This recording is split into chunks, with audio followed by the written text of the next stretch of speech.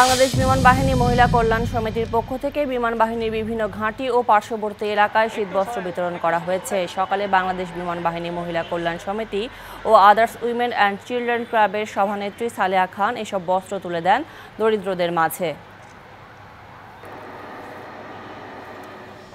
ডিপ্লোমাধারীদের 10ম grade পদমর্যাদা দেয়া সহ 6 দফা দাবিতে চট্টগ্রাম, ভোলা ও গাজীপুরে মানববন্ধন করেছে বৈষম্য বিরোধী জাতীয় মেডিকেল টেকনোলজিস্ট ও ফার্মাসিস্ট পরিষদ। স্বাস্থ্যসেবায় চিকিৎসক ও নার্সদের পাশাপাশি মেডিকেল টেকনোলজিস্টরা গুরুত্বপূর্ণ ভূমিকা পালন করলেও বৈষম্য শিকার বলে অভিযোগ তাদের।